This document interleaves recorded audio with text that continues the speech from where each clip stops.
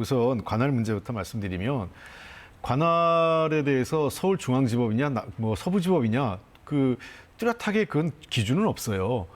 그러니까 아니 공수처법에 나와 있어요. 아니 그렇지 않대. 그럼 만약에 잘못됐으면 영장 발부가 안 되는 거고. 아니 자꾸 그런 식으로 이야기하지 말아요. 그리고 두 영장 번째는 발부돼도 계속 김채원님 제 얘기 좀 들으세요. 그리고 불법이 만약에 합법화되지 않아요. 문제가 되면 법원에서 조정을 하죠. 예를 들면 서부지방법원이 본인들의 관할 권한이 없으면 그 영장을 저 반려하든지 서울지방으로 이첩하든지 하는 거죠. 아니 근데 그러니까 서부지방법원에 무슨 내통하는 사람이 있는 건지 왜 거기 가느냐 이 말이에요. 아니 그런 말씀하시면 안 되죠.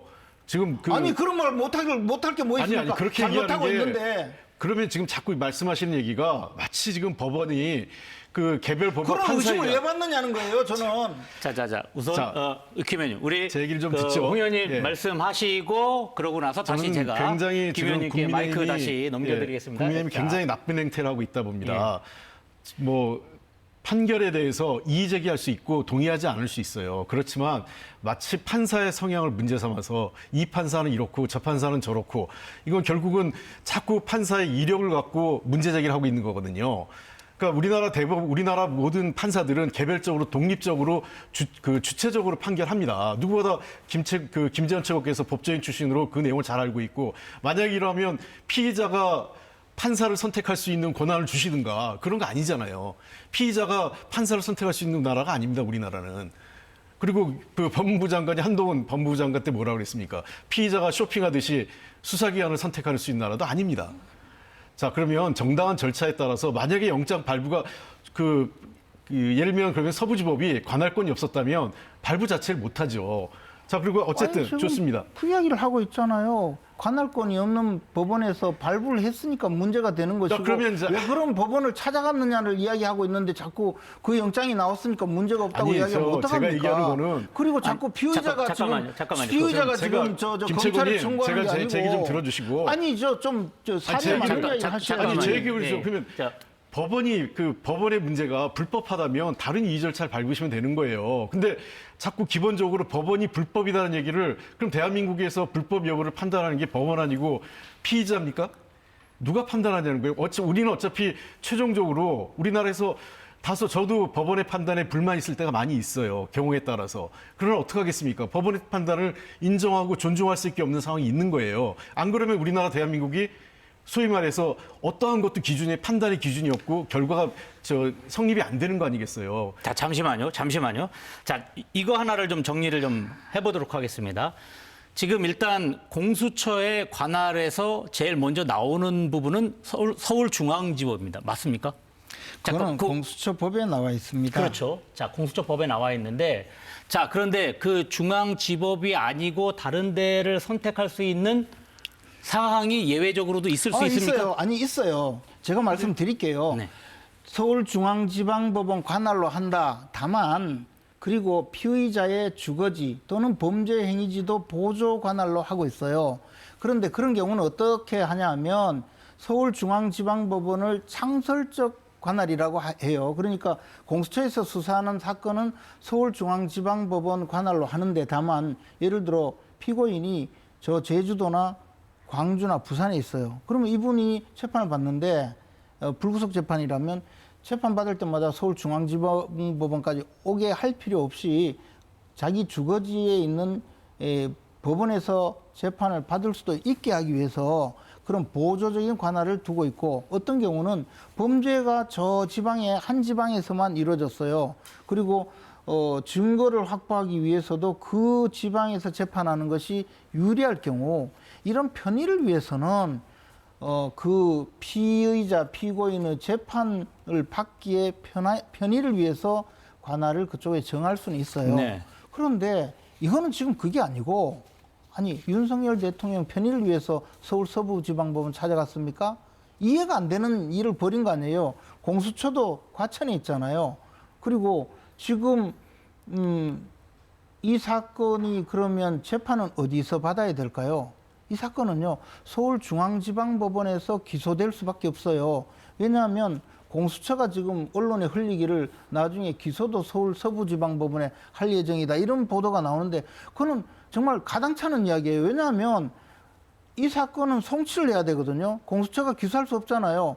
그러면 검찰로 가면 지금 내란죄 특별수사본부는 서울 고등검찰청에 설치가 되어 있기 때문에 거기서 수사를 하면 서울중앙지방법원으로 기소를 할 수밖에 없어요. 그러면 어차피 재판을 받을 관할이 서울중앙지방법원인데 왜 서울 서부지방법원을 찾아갔느냐? 그에 대한 합리적인 해명이 안 되는 거예요. 그러면 이것을 체포영장을 발부받아서 체포를 하는 과정에 뭔가 이상한 일이 있다고 의심을 받잖아요. 그러니까 내 같은 사람이 무슨 내통하는 사람이 있느냐 이렇게 공격을 하는 일이 나오는 거 아닙니까? 그러면 적어도 대통령을 수사하고 이렇게 정치적으로 논란이 있는 사건이라면 그러면 정말 대통령을 편의를 위해서 그러면 대통령이 이 용산구에 사니까 그 서울 서부지방법원에 재판받기가 편할 거라고 해서 그거 인정해서 갖고 갔습니까? 그러면 구속영장이 발부되면 이제 구속되어서 재판을 받아야 되는데 그러면 이 내용 전체가 모순적인 거예요. 근데 그에 대해서 해명하지도 못하면서 아니 뭐 서부지방법원에 영장 받아도 된다. 영장 나왔지 않느냐. 이의신청 기각됐지 않느냐. 그렇게 백날 이야기해도 이 불법성 내지는 이 의구심을 해소할 길이 없는 겁니다. 그러니까 영장 청구 권한도 없는 그 수사권도 없는 공수처가 왜 수사를 하느냐부터 이 지경이 되도록 만들어 버리니까 이 사건에 대해서 계속 논란을 제기한다는 겁니다. 저는 지금도 늦지 않았으니까 공수처에서 제발 서울중앙지방법원에 영장을 청구를 해서 그로부터 영장이 발부되면 그때부터 수사를 다시 하고 이전에 있었던 모든 일에 대해서는 그 하자를 치유하기를 바라요. 네, 자 그러면 요 관할과 관련돼서 저희가 지금 이야기해야 될 게 많으니까 홍 의원님 한 말씀 더 하시고 우리 다음 주제로 가기로 저는 하겠습니다. 기본적으로 대한민국의 법 체계는 사법 체계는 공판 중심주의고 증거 재판주의입니다.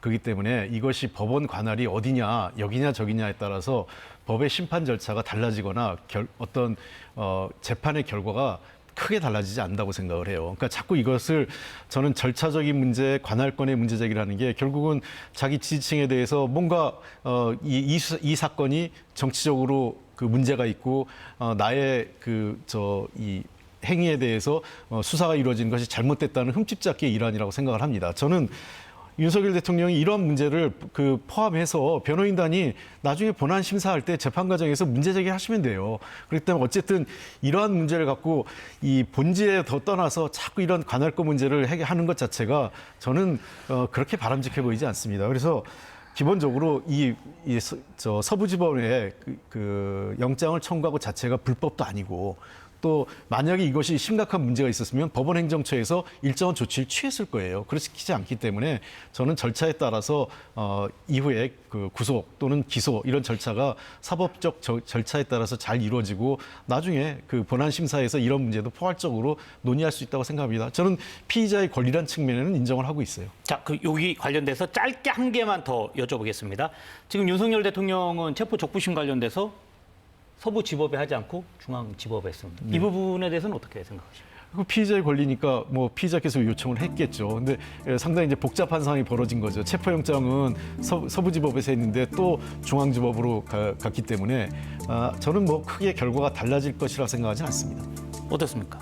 체포적부심이 받아들여질 가능성은 별로 없을 겁니다. 왜냐하면 체포적부심 자체는 구속영장 심사하고 전혀 별개의 사안이거든요. 네. 그러나 왜 체포적부심 신청을 하느냐 하면 이 정당한 수사 그리고 재판의 관할이 있는 것이 서울중앙지방법원이기 때문입니다. 그리고 이 사건을 처음부터 이렇게 수사권 유무에 대해서도 문제가 있는 공수처가 이렇게 이상한 도저히 납득할 수 없는 일을 계속 벌이고 있다는 것에 대한 경종을 울리기 위해서 네. 그리고 법원의 판단을 받기 위해서 그렇게 체포적부심을 중앙지법에 신청한 것이고요. 앞에서도 말씀드렸다시피 결국 재판도 중앙지법에서 해야 됩니다. 네. 그런데 그 판사로부터 영장을 받기가 쉽다는 그런 만약에 가능성이 있는 것인지 없는 것인지 우리는 알 수 없지만 그 점에 대해서 뭔가 석연치 않은 이유로 서울 서부지방법원까지 찾아간 것이 저는 이 사건부터 출발부터 수사부터 아주 문제가 많고 의구심이 많이 들고 공정성에는 크게 훼손시킨 그런 수사라고 보고 있습니다. 네, 알겠습니다. 잠시 지금 속보 하나 들어온 거 있는데 전해드리겠습니다. 윤 대통령 측이 대통령이 체포 적부심에 불출석했다라고 하는 뉴스 속보 들어왔습니다. 네, 자세한 내용 들어오는 것은 이어지는 뉴스에서 전해드리도록 하겠습니다. 다음 주제 한번 살펴보겠습니다. 탄핵 심판 오늘 2차 변론 기일입니다. 이제 애초에 윤석열 대통령 측에서는 뭐 이런저런 사정으로 인해서 이제 연기도 요청을 했었는데 헌법재판소가 또 이에 대해서 또 의견을 냈습니다. 헌법재판소에서 발표한 공식적인 의견 한번 듣고서 이 내용 다시 이어가도록 하겠습니다.